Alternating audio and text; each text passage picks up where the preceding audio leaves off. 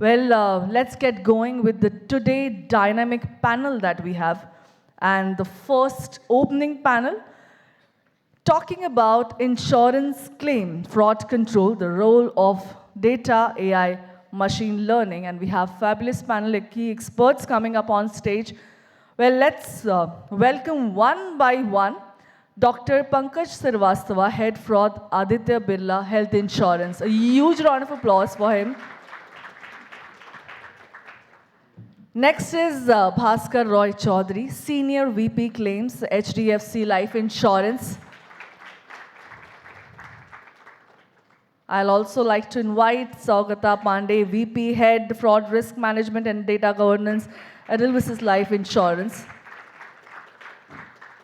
Next is Nimesh Kanabar, CRO Zurich Kotak General Insurance. Joining the panel is Kishore, Khanchandani, CRO Magma General Insurance. Joining them on stage is PREM SINGH, Head Motor Theft Claims, Shriram General Insurance. And joining the dynamic panel is Praveen Samaria, Chief Technology Officer, MediAssist. And the moderator of this sharp mind, innovator, talented panelist is Sanjiv Dwivedi, President and Insurance Fraud Prevention Expert, Bajaj, Allianz, General Insurance. Before we head with the panel, I also got some very exciting news for everybody. So, we have a chance for one person to win a brand new smartphone. So all you have to do is very simple, probably just scan, I think, can we have the QR displayed if you can? And it's there over the standees as well. So you have to just scan, probably post the pictures on the LinkedIn. I'm sure everybody is right now on the LinkedIn. You can be as creative as you want to. Probably with this panel, when they are discussing, you can take pictures, your selfie with your colleagues, or you can get innovative and creative. We will be actually choosing one winner who shall be going home today with a brand new smartphone. I mean, that sounds very exciting, right? So let's get going and do participate. All you have to do is participate. Make sure you're posting maximum. I think this is also a time, so get going. Also, we have a very great challenging, when we talk about innovation, we have this great initiative by Philips, where you can actually know what your heart says, not in that way, but actually you can understand how good your heart health is. Everywhere there is on the table, the scanner is there. You just have to scan, fill in some data of yours, and at the end you will be able to understand what is your heart rate and probably how great your heart health is. Wow, that sounds like a great technology. And over to you, moderator. Thank you so much. Good morning, everyone. So welcome to today's panel on insurance claims fraud detection, the role of AI, data and analytics.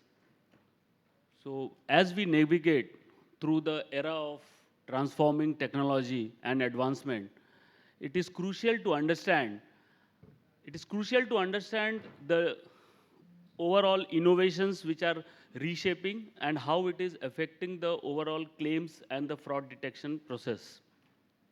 Myself, Sanjiv Dwivedi, along with me, the panelists over here, they have already been introduced. So before proceeding for this session, I would take you through some survey reports which says that 80% of insurers today have invested or have started investing in the AI tools.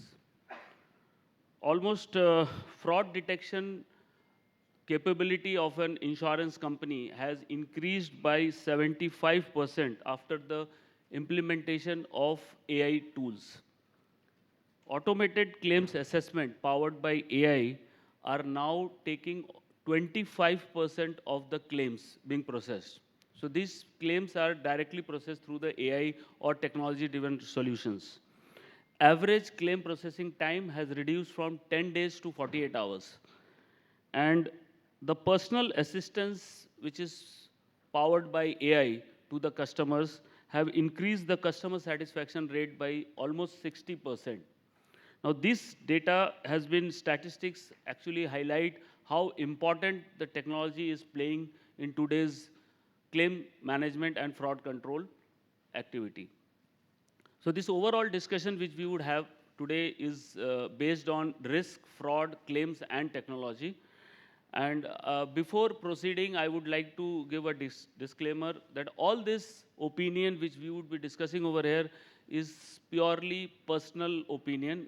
It's not related with company, which will definitely help you to manage your activities, but at the same time, company is not responsible. So that's the reason I wanted to give this disclaimer. So as we proceed ahead, my first question goes to Mr. Bhaswar. So Mr. Bhaswar, you are heading the claims for your company. Now, the important part is, how do you feel the integration of technology is streamlining the claims and the fraud control process to reduce the operational inefficiencies? Yeah, thank you, Sanjiv. Good morning, everyone. It's nice to get the first session of the morning. Samne, it's already on. Yeah. So it's nice to get the first session during the day when people are fully alert and listening to what we are saying. Unlike the post-lunch one, which is the graveyard. Okay. So coming to the question that Sanjiv posed, the management of claims through technology. Now, I will leave the fraud part to the later discussion. See, the kind of volume of claim that any insurance company is managing today, it's multiple times what we used to do even 10 years back. And without technology, this would not be possible. I'm not even talking about how fast we can do that. It is impossible with the kind of people who are managing the claims volumes in any insurance company without the support of technology. So that definitely has helped. And technology, again, technology started with automation, calculating the claims value correctly and the workflow. And it has now gone up to a level where we can do analytics, we can do, different kind of summarization of claim, processing the claim in a digital form. All of this has been done through technology. And of course, AI ML is the new kid on the block. So there are a lot of use cases already being explored, and there are, of course, the future is, whatever we can see that can happen in the future. The customer satisfaction part, let us talk about that. I do not know whether the customers are actually satisfied because the customer expectation has also gone up. It is not, we cannot compare what used to happen 10 years back or 5 years back, and this used to be our normal TAT. Now we can do it in 1 day or 2 days. The customer expectation could be aligned with some other experiences like what they are experiencing through an Uber app or a Domino's Pizza or a Amazon website, right? So they may be comparing insurance companies with those applications and saying that we are not satisfied with the kind of support that you are giving or that processing time that you require. But I think insurance companies are coming around to that. Many of the, again, general insurance companies like motor insurance companies, they have totally app-based claim processing, right? So that definitely is much faster and the experience of the customers would be great using those apps. Now, in the domain that I am in, which is the life insurance, the situations are a little different because most of the claims that we process are related to death claim. And totally digitizing that process, there are many challenges to that. But even then, let us say, many of the companies, including our company, we have a digital claim process in the sense that through an app, someone can fill up a claim form. So there is no physical claim form. These are through an app, you can, or you can have an assisted kind of a journey where the branch people can help you log in a claim through a digitized claim form. You can submit the documents in a digital format. Again, you can scan, upload. At the back end, what is happening is many of these documents can be read through OCR technologies and validated through, let us say if it's a PAN card, it can be validated immediately. If it is a death certificate, we can validate wherever there are online death registers available. So these verifications which used to take a physical form in the sense that some investigator or some person had to go to the issuing authority and get the documents verified. That can be done online in a lot of cases, not all or majority of the cases, but yes, in a lot of cases it can be done. And where it can be done, those claims, even if it's a death claim, case can be processed in hours, and possibly this will become minutes going forward. So that is the, journey we have already made, insurance companies.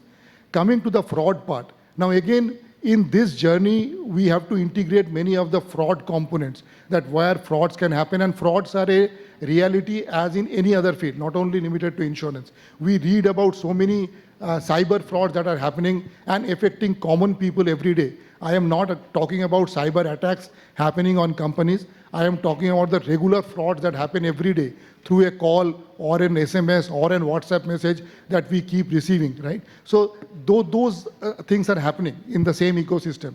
But for an insurance company, we can do certain things by integrating those, learnings that we have from different sources, our own experiences, what is happening in the market. There are insurtech companies which can come and help in this. And we are using that to prevent frauds and simultaneously ensuring that the claim experience for the end customer is smooth and fast. Like Sanjiv said that the average claim processing time has come down to 48 hours. This, of course, is the total insurance industry, general life combined. But yes, even in life sector, there are many companies which are processing claims within a day or maybe within a few hours of receiving a claim for most of the non-early claims that we receive. So yes, the possibilities are immense in the future, but this is what is happening. So thank you, Bhaswarji. In fact, I would like to add one statistics to this. With the CAGR growth of almost 24.4%, the industry is proceeding globally. This is a global number. Almost 6 lakhs crore of claims would be processed through the AI engine. So this is the speed with which, we all are proceeding, and we have to definitely gun up with the technology to handle the claims faster and increase the customer satisfaction. Now, as we move towards the next question to Mr. Praveen. So Mr. Praveen is Chief Technology Officer from MediAssist, and my question to you is, how are technologies like mobile or IoTs, etc., which are transforming end-to-end claim experience process, and what do you feel, what are the risk or downsides to over-reliance on technology? Thanks, Sanjeev. I think very apt question. Being a technologist, I would love to have like everything being processed through technology. But at the same time, when we talk about claims, and I belong to the healthcare claims processing TPA, what I've seen in my experience is claim is not just a transaction for the person who is actually filing it. In healthcare domain, we usually have two customers, one who is either stuck in the hospital, either getting admitted or getting discharged. And the second part is somebody who has already spent money. They took insurance and they thought that insurance would be able to take care of their financial requirements at the time of need. So both of these are already in pain and looking for some sort of human touch. It may be the technology is there, but still they are looking for a human touch. Now, even without a human touch, how can I make their life better is what technology comes into the play for. And when we say how we can make life better, of course, the first thing that anybody needs in technology is data. Right now, across the entire industry, you would be surprised knowing that one data point is being captured at 5 different places. Let's say the hospital first enters it into their HIS system. Then that thing gets printed. Then somebody is again signing off, doing certain things. Then it gets scanned, reaches the insurance company or the TPAs. They then again do the OCR of the same thing, which has already been digitized in the first step. Then somebody is looking at it or using technology, you are processing the claim, giving some sort of approval. Then again, it reaches to, let's say, insurance company, and there they might also be doing something similar. Now, in this entire journey, the first thing that technology or more than technology, the business can play a role with is if this data can actually be transferred across different entities. And with the upcoming things like where it's not just about AI, it's not just about IoTs, because IoTs, you are usually taking care of the patient when he's in the hospital. But when it comes to the claim experience, what usually companies are looking forward for, or at least the member is looking forward for, something as quick as, like, let's say Zepto or Swiggy or the food delivery apps. The only difference is in food delivery, you have 20 minutes. In claims, the claim itself reaches you after maybe half an hour, 1 hour or 2 hours of processing at the hospital site. So one of the initiatives that I've seen recently is how we can actually discharge somebody even before the actual discharge process starts. So getting that data, even without triggering as a claim, and getting the transactions details is what technology can enable. Using the AI and predictive tools, something as simple as we already know what are the terms and conditions of the policies, which are nothing but sort of a rule. You can actually predict and say this is how much you would be covered for. One of the most paining point is the time when you are getting admitted, you get a shocker saying, though you have 5 lakh rupees sum insured, your claim is 2 lakh rupees, but you will still be getting paid, let's say 1.5 or 50,000. Not understanding what is your actual policy, or not knowing upfront what it is going to hit me with, is the another problem that I see in the end-to-end, not the claims experience per se, but from the customer point of view. So enabling or using the data to actually solve these kind of sockers for the customer in the insurance domain might help them a lot. Lastly, but not from the forum that we are right now on, fraud as on today for the external world, especially for the members, might be seen as why 15 days, 10 days, 5 days are being spent on scrutinizing me, who has already given you money and is submitting a genuine claim. So data can actually solve it in a very different fashion. What data can do is it can actually go through multiple sources. And if you have the right engine or right models, it can go through multiple sources of data, just like what we do on the BFSI side, knowing your civil score and other pieces. Put it all together and say, there is a propensity of a particular transaction being fraud, abuse, or waste. And then giving you a smaller cohort, which is more promptive or more accurate in terms of what is to be investigated. It saves the cost, but more than the cost, it also gives the right people access to the right healthcare thing. So I think if we put all together, it's not just about a claim experience, it's actually about the member experience, knowing from where the journey is starting. And the journey starts not from when the claim is being filed. Journey starts from where somebody is actually buying the insurance and till the time when it is being paid. If that can be stitched together across different stakeholders in the industry, I think that can actually change the way the entire claim life cycle and hence the customer life cycle works. So thank you, Praveen. In fact, 2 points which caught my mind while you were discussing. One is, how can we discharge patients before they actually get discharged?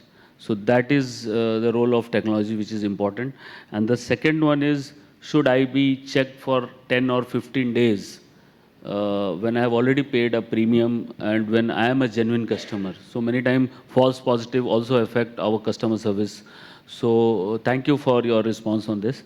So moving ahead is my next question to Dr. Pankaj. He's a veteran in health insurance and his investigation experience are already preluded by most of the insurance company. So Pankaj, what are the practical steps which insurers are taking to integrate analytics in their decision-making process? This is first. And the second part is, how do insurance strike right balance between fair payout and the overall cost control method? So both these questions, yes. Thank you, Sanjiv sir. I think, first of all, it is honor to sit with you. We have grown seeing you as an investigator from the ICICI Lombard days. So it's a big honor sharing panel with you. So coming to your first question, digitization, like if I give the example, case example, that the person is come with a cancer ka claim. We have investigated first, and we know that the cancer ka, there will be 14 or 15 cycle. So after investigating, when we face this particular customer, cycle ka cost will be somewhere 30-40,000 each cycle. So when after investigating the case, whether he found the case is genuine or fraud, or if we suppose we found the cases, particular cases genuine, 16 cycle will be there, average cost will be around 40 to 50,000 rupees. So we can straight away to the straight through process. So next time onward, that immediately after the patient will getting discharged, or nowadays the company is giving the AL approval in advance, 15 days, 2 months, 3 months, like that we can do that. And in ABHI also about 30 to 40% claim, it is getting auto process. Auto process is straight through process, and we are monitoring it. Manually we are monitoring because depending totally on the technology, it is chaotic situation. So we are monitoring, and it is giving around 60 to 70% accurate decision. Coming to the second point, what are the fraud tools which are analytic tools they is helping? See, detecting fraud, it is a journey. I think we have all grown seeing that we used to investigate 30 to 40%, 60% cases, and where we used to manually depending on the processing doctor. Then slowly with our experience, we have to build up manual rule like policy 6-month-old, negative pin code, caution hospital se claim aa raha. Then we have put the rule. Like in ABHI, we started with the 30 rule. Currently, we are having more than 120 rule, different, just rule based. And our analytic journey starts with only with the rule base. Then we have shifted to analytic model, adding the pin code and all these things. Then we have shifted to machine learning model, added machine learning model, auto learning, which is false positive, which is false negative. Then we added into the segregated, we have seen that, like Praveen told, that there are 2 different kind of the claim, classless, reimbursement. Then we have segregated into the cashless and reimbursement model. Then we mature further. Then we have seen that the particular rule or particular analytic is giving good result in XYZ zone, and it is not giving the rule which is working in North zone, might not be working in the South zone. Then we have segregated into the zone-wise rule and zone-wise analytic model. And out of that, we are adding it as a prescriptive model. And slowly, we are moving to the building model governance, whether the model is giving whatever is a false positive, whatever the model is giving is a right or wrong. And now we are moving on the top of that, we are moving to unstructured data and trying to build what are the things which we are missing. Because all the model, it is currently based on the rule-based, logic-based, analytic tools and all these things. So whatever is still there, I believe that is still 30 to 40% scope is there, hidden in unstructured data, which is, I think, which AI and other tools are helping us. So another 10 to 15% lift, which I am expecting in the fraud model and enhancing the customer experience, reducing the TAT, which is going to help us. Great. And my second part, I wanted to understand, what is your opinion on the cost part? How we should, insurer should make a balance between fair payout and the cost which is spent for the softwares? I think 2012 में there was only one tool which I have learned कि Millman's का tool है, which is US based and all these things. Millman's tools appendix हो रहा तो इतना investigation होना चाहिए, इतना दिन का length of stay होना चाहिए. FICCI guidelines आया. And when I'm moving to different conferences, we are having our own data. In fact, every monthly review, when I used to sit with our CEO for a monthly review, he used to tell, Pankaj, your designation is FWA, that fraud, waste and abuse. You need to also monitor the waste and abuse. You must be expert in fraud, but you need to be also expert in fraud, waste and abuse. Waste and abuse. What is right payout for a customer, genuine customer also. So we have in waste and abuse, we started our journey monthly 70 lakh ke aspas we used to save from the waste and abuse. In a month nowadays, I think I am saving around 3 to 4 CR in a month only in the correct tariff, correct payout, correct length of stay, correct disease, ICD coding, what are the actual costs which need to settle to the customer.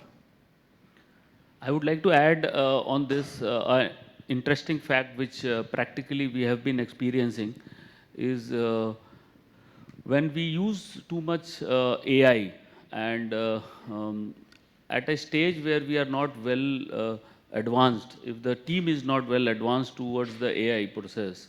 So in one of the situations where I was evaluating our investigator, I could identify that 97% of the cost to savings was being done.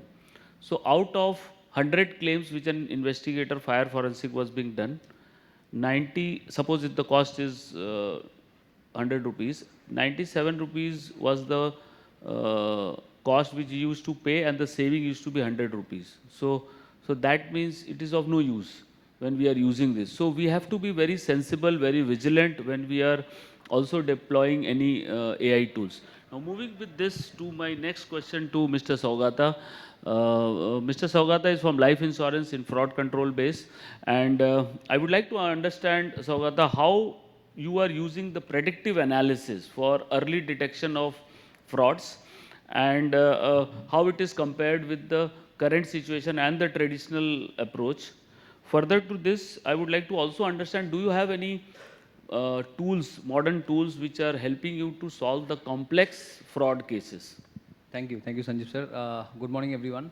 So I'll start by bringing in the perspective that the opportunity of using fraud analytics when we start with the opportunity is very huge now. First point is one, your insurance for all. What we are regulator is driving as an industry, we are driving for that matter.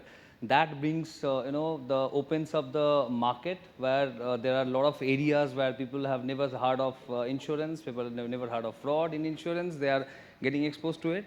And similarly, when we are talking about at the same point of time that we want to pay the claim upfront, we want to issue the policy in half an hour, that is also creating opportunity for people committing fraud. So when we talk about these two opportunity, next thing is that in life insurance, the asymmetry of payout is very high. Right, so you pay 15,000 bucks, take away with 5 lakh, you just need to get a death certificate, and which is very normal in India if you go to rural area. And when this happens, the ownership comes to us in the sense that I believe we all remember those slogans in COVID days, "Ek cheek padega bhari," right? So we used to say that "Ek cheek bhari padega sabke liye" in COVID days. Similarly, एक fraud सब पे भारी पड़ने वाला है, because once someone is committing a fraud of 5 lakh, sometime I have heard in in industry that we have a risk appetite, we can manage 5 lakh fraud, we will not say anything, but it's coming back to us, haunting us in terms of investment. Now, when we speak about this opportunity, this problem statement, what is the solution?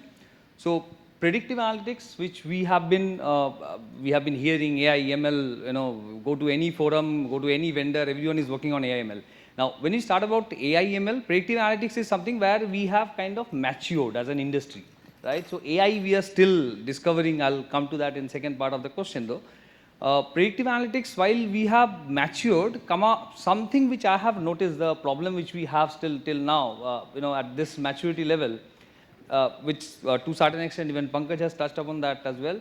Predictive analytics, where we have a data team or probably a third-party company, those who are doing data analytics, and we have a separate business, a team, people, those who understand investigation, those who understand the flavor of the field. So there is a bridge which needs to happen, right? So I think it's not about only science.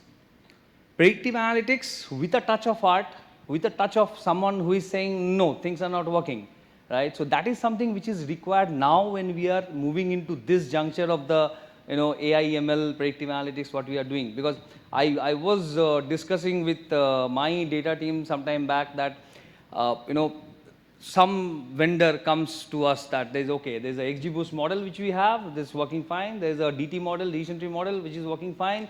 So how do you know which model will work fine? The best example to look at, IIB has a model, PRISM, but none of us will agree that our own model is in alignment with IIB in terms of the quality of performance, because at the end of the day, the data is different, right? So, the data set, what IIB has an entire huge data of entire life insurance world.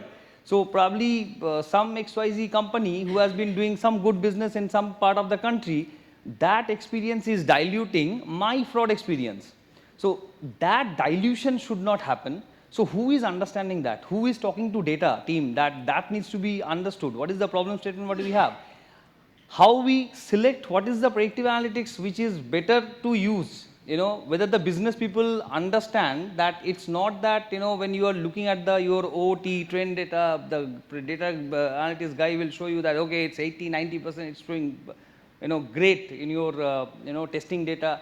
Though, is it is it working fine? Do you understand whether hyper tuning is required or not? So that bridging, the business guy, the fraud guy to understand, the risk guy to understand what is there in data analytics to understand it's not only that science which I am looking at, let me put some art on it, let me understand the business dynamics and let me help them to create a predictive analytics which will be more apt for the situation.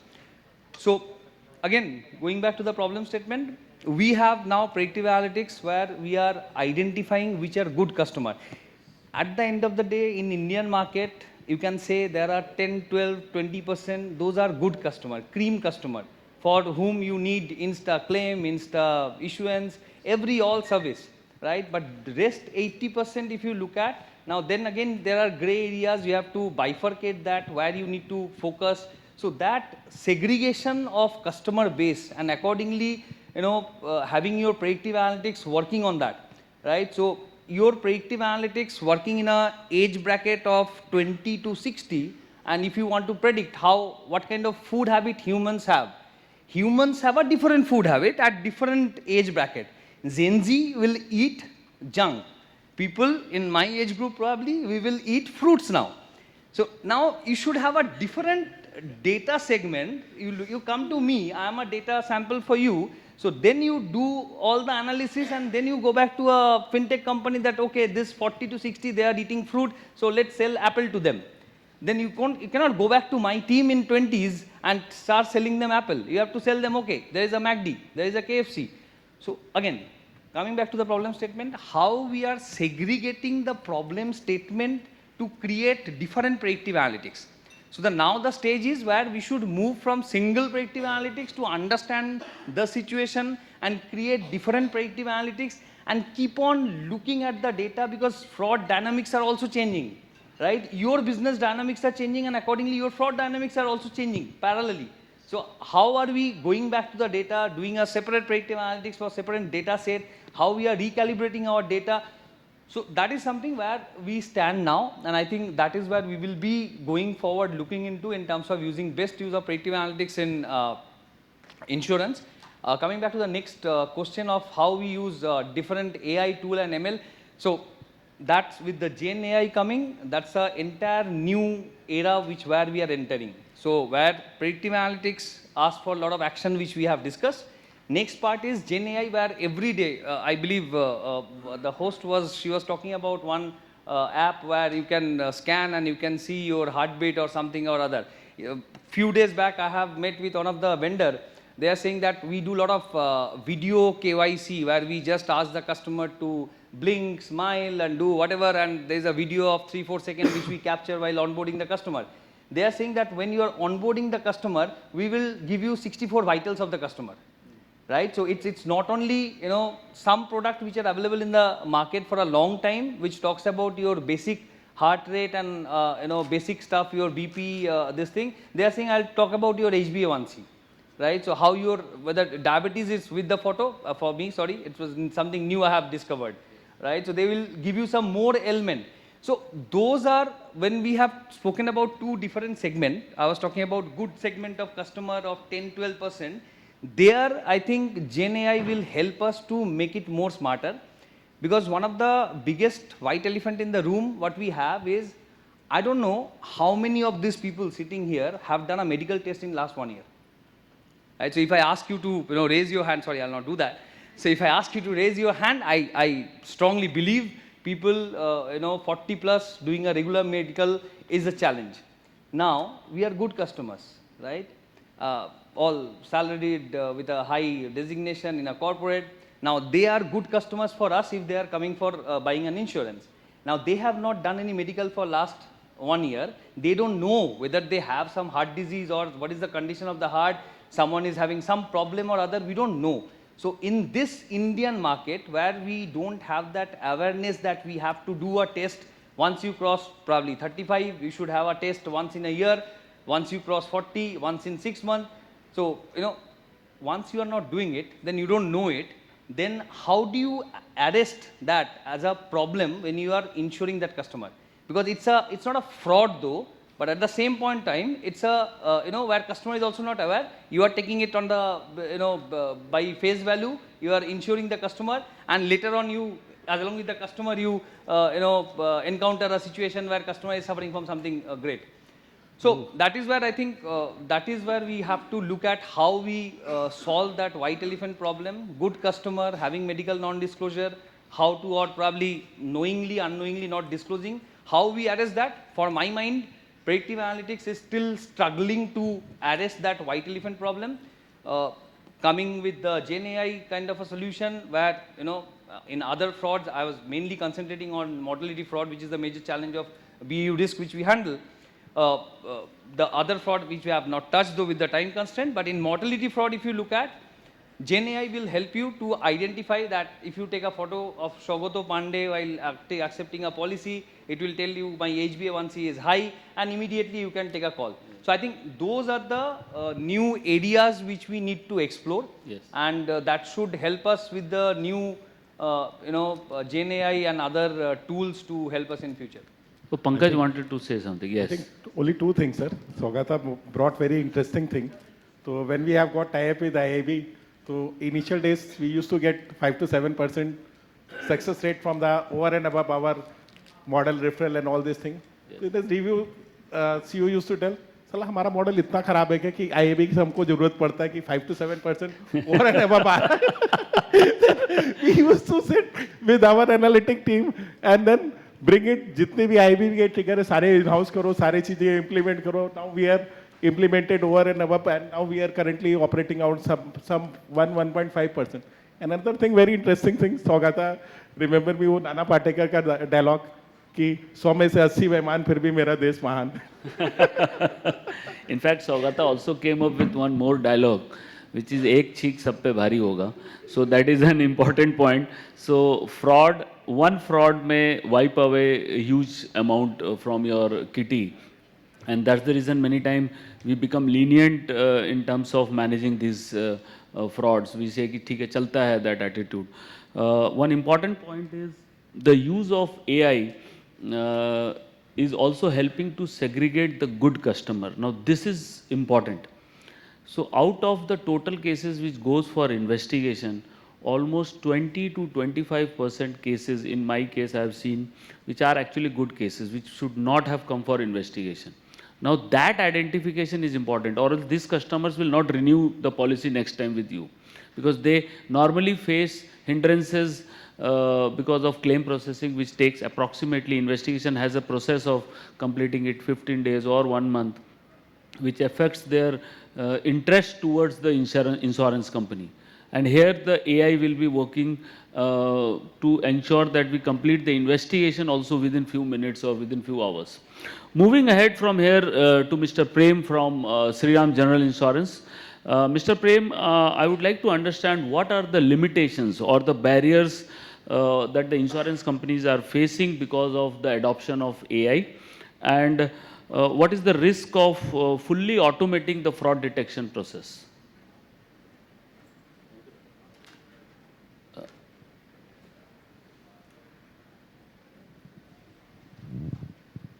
Thank you, sir. The panel has deliberated upon the use of AI, machine learning, and predictive analytics. There is no denying of the fact that AI can significantly enhance the fraud detection, but the fully automating this process, that may have several weaknesses. AI is not a set it and forget it technology.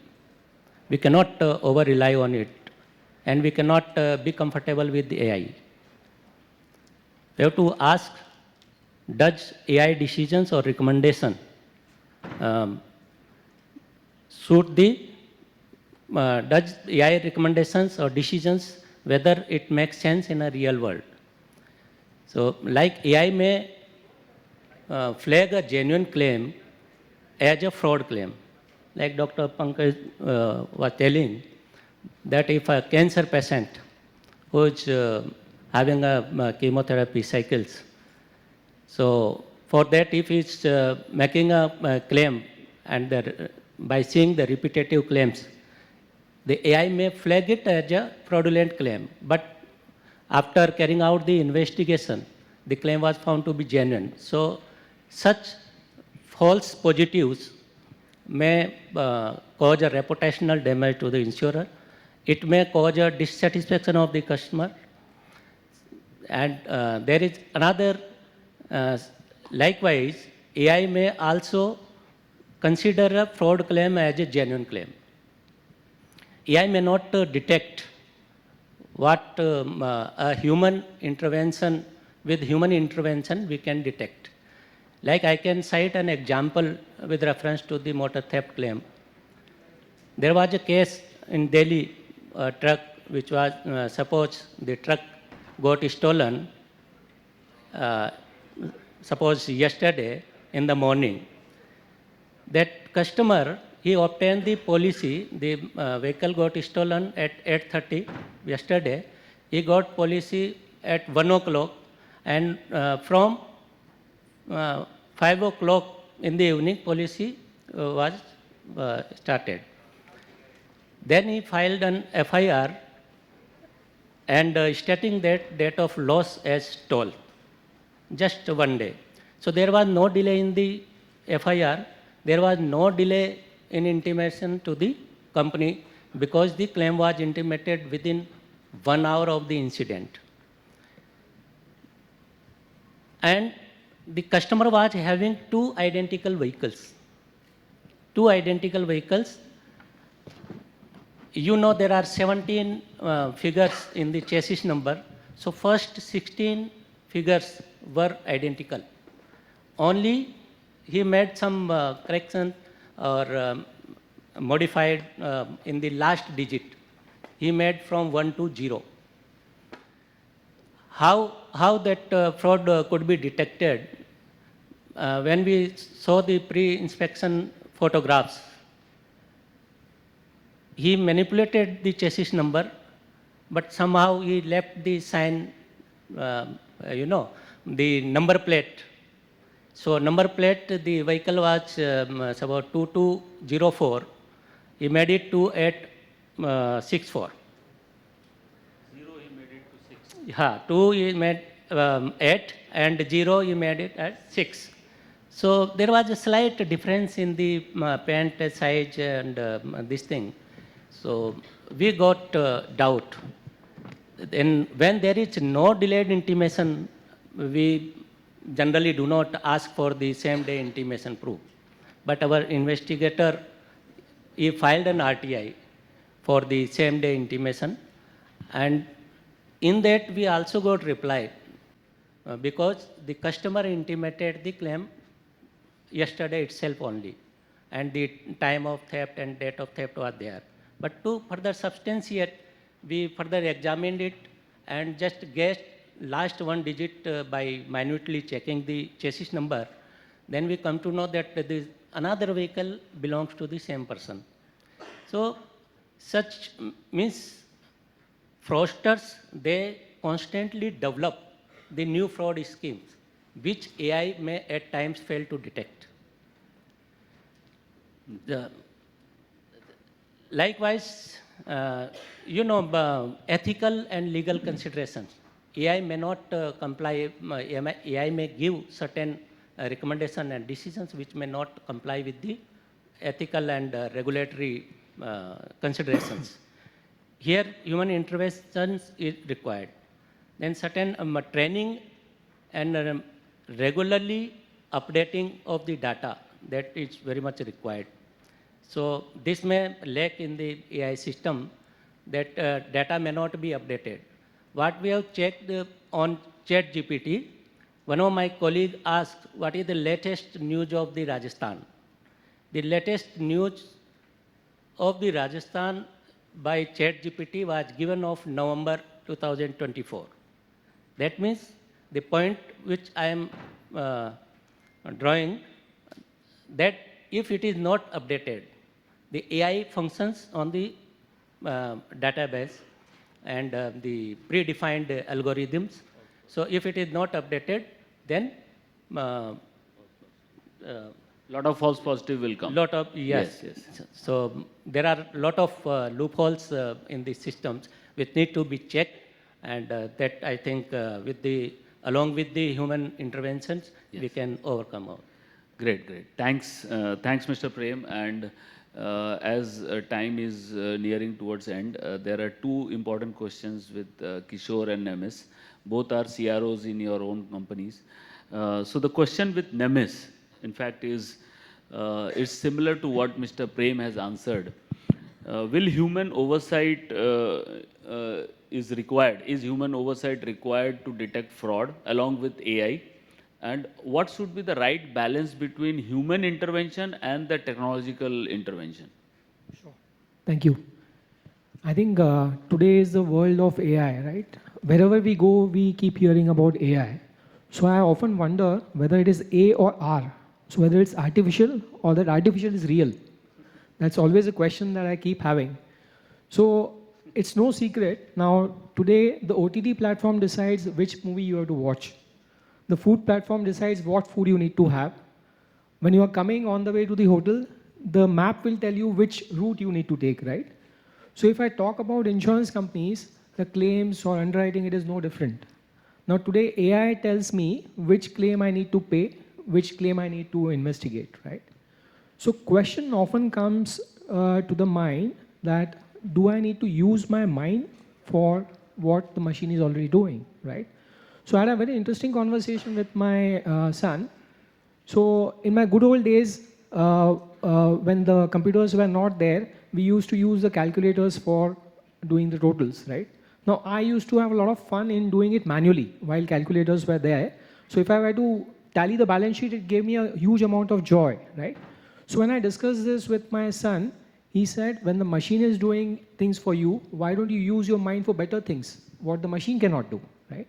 So it's a very interesting conversation that I had. Now this possibly brings the question, what is there?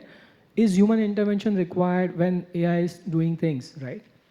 Now what I believe is that earlier, if you were putting in 10 units of work without the AI, today we cannot say it can be 0, right? If it was 10, at least 2 units of work needs to be there.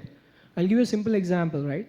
Now today all of us are using models, right? Models for determining which cases should be investigated, right? But are we still investigating the right amount of cases? Now we might be happy thinking that earlier I used to investigate, say 10 cases and I was getting 3 hits. Now today with the help of AI, I'm investigating 7 cases and I'm getting 3 hits. So I'm happy that, okay, I'm doing lesser number of investigations, getting the same hit rates, right? But a question that comes to my mind is that the cases which are not getting investigated, am I missing out something what the AI is possibly not telling me? Or the 4 cases which I'm still investigating, I'm investigating the right cases or the wrong cases, right?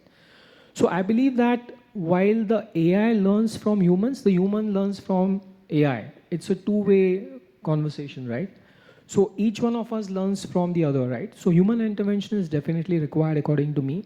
We cannot do away just relying on AI in terms of what the machine is doing for us, right? Now in the good old days, we used to do sample checks, right?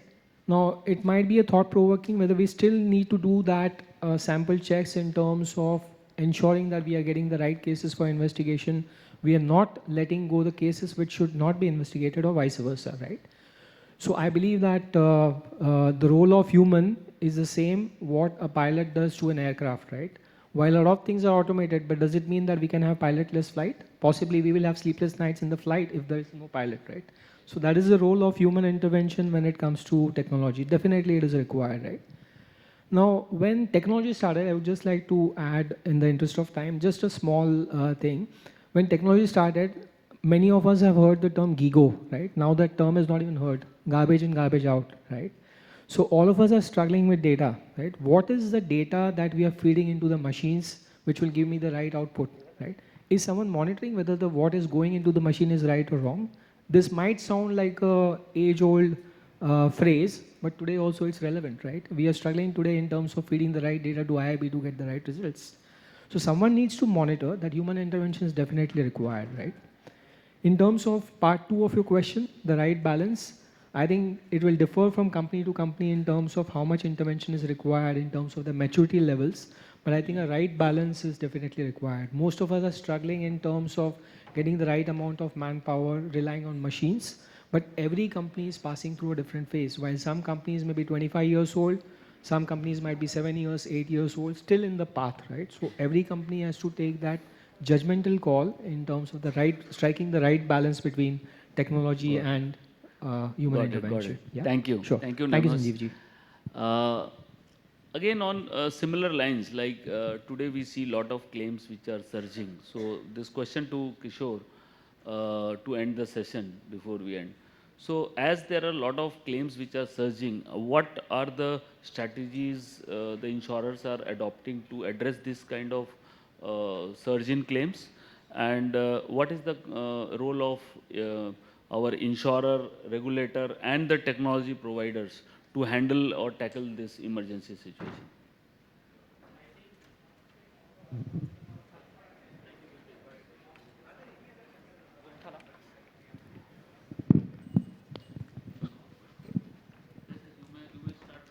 Yeah. So I think we need to understand what are the key factors for the rising claims around the same and the strategies which the organizations are doing around. So in the interest of time, I have clubbed my responses together. So I think that's the worst part of being the last speaker. But anyways, see, I think one is the urbanization. We all have been, the companies are growing. We at our end have been growing. The lifestyle of people have been growing. If you see, the real estate has been booming after the pandemic mostly. People, we all want to stay in a tall rising tower, but do we understand what are the implications, what are the risks, whether the fire brigades have the necessary support systems in case, God forbid, some calamity happens. In terms of lifestyle, we see that people want to own more and more high-end cars. And more than one car. So the density of cars on the road have been increasing, leading to more accidents. And also the cost of high-end cars, the spare parts typically is too high. From the cyber perspective, I would like to say that we've seen what are the cyber crimes which are happening nowadays. There has been concept of digital arrest where we've seen some of the big tycoons falling prey to such things. So all these are also getting covered by the insurers. So what I'm trying to say is more and more costs are being absorbed by the insurance industry, and insurance industry has been doing a fabulous role. But what strategies do we adopt at our end to safeguard our profitability? So what insurers have been doing, they're trying to balance innovation with profitability through smart underwriting and fraud prevention measures and new product offerings. That is what I can say here. The role of AI is too important because as many of our speakers have spoken about the predictive analysis, the role of AI, how AI can actually detect fraudulent patterns just by a click of a button. The images can be scanned and you can see whether those, which PREM also mentioned that some of the digits were altered. So probably the AI can help you in identifying such cases and identify what are the fraud cases. So there have been instances, for example, motor claim which is lodged. There was one fraud customer who lodged a claim with fake accidents at multiple locations. So with help of AI telematics, it was easily identified through GPS locations that the claim was not genuine. If I have to say from the crop perspective, there is a concept of AI satellite imagery where these images are compared with the actual scenario and one can identify whether the crop claim which is filed is genuine or not. In terms of fire claims, what the AI does, it actually compares the CCTV images, the fraud pattern, and the reports from the fire brigade, and gives you an answer whether these claims are genuine or not. From our organization perspective, we've seen that the entire ecosystem of motor claims is integrated. So what I mean to say, right from the stage of identification of the vehicle, verifying of the documents, damage assessment of that particular claim is all AI driven. So what it does, it actually benefits the organization in terms of saving the cost and focusing on the claims which are complex and which really needs attention. So this in a way benefits the customers which are genuine. To address the last part where you mentioned that how does they synergize between the insurers, tech companies, and the regulator. So I think regulator has been focusing more and more on the customer-centric products with more use of technology. So the insurers, considering these aspects, have to come up with innovative products which do cater to the customers and meet the regulations at the same time. The role of tech companies is to support them through use of AI, blockchain, telematics, and others. So I think in this way the entire industry is aligned with the regulator and benefiting the customers with use of technology. Yeah, thanks, Sanjiv. Yes, so thank you, Kishore. In fact, we have exceeded the time. So the questions can be taken outside this, or if the management allows, we can take them. I would like to conclude before that so that we can discuss further if you all allow later on.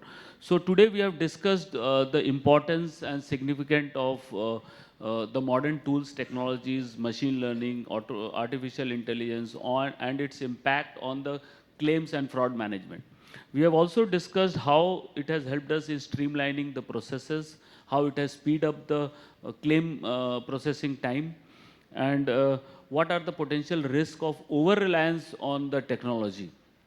In fact, but as we are moving ahead, we have to continue using the technologies and the new advancements which are happening to ensure a better customer service approach and also to ensure that we are competitive enough in the market to handle customers' need.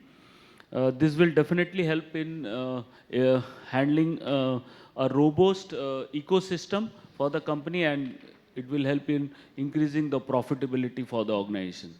So with this, I would thank each member, panel member over here, and you all sitting over here. Thanks for your patient hearing and allowing us to share our opinion. Thank you.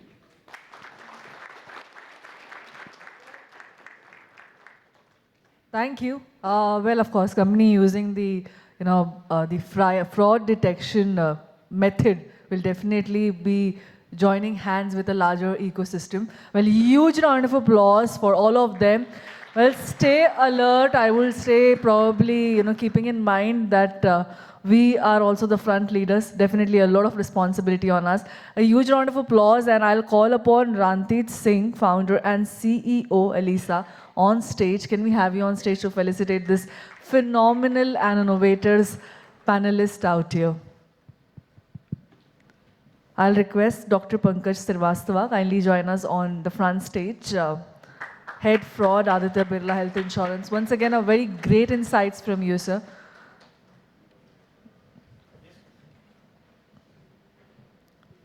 Well, come on, can we have a huge round of applause? I'll request Bhaswar Roy Chowdhury, Senior VP Claims, HDFC Life Insurance, to kindly accept the memento. Thank you for joining in.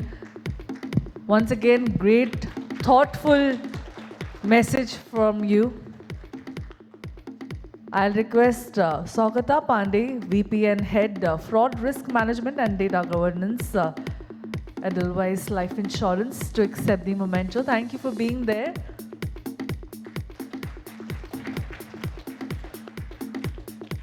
Next is I'll invite Mr. Nimesh Kanabar, CRO, Zurich, Kotak General Insurance.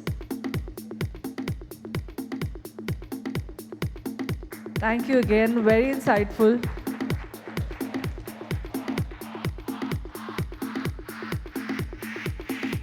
I'll request Kishore Khanchandani, CRO, Magma General Insurance, to kindly join us and accept the memento from us. Thank you for your participation, sir. Once again, great thoughts from you as well. Requesting Prem Singh, Head Motor Theft Claims, Shriram General Insurance, to join us on stage and accept the memento.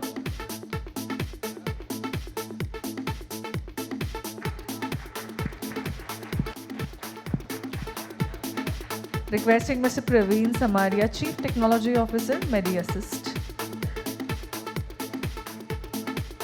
Thank you, sir, for taking time and once again sharing your perspective. And of course, the very incredible work and keeping it very interactive, very knowledgeable. Our moderator of this great panel, Sanjiv Dwivedi, President and Insurance Fraud Prevention Expert, Bajaj Allianz General Insurance. A huge round of applause. I'll request everybody for a group picture, please. Group picture. Yeah.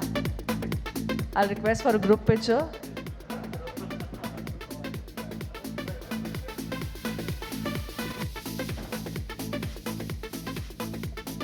Well, stay alert, stay informed. Let's work together to build smarter and fraud-free insurance ecosystem. That's what we have aligned here for today. Can we have a zealful round of applause, everybody? Come on.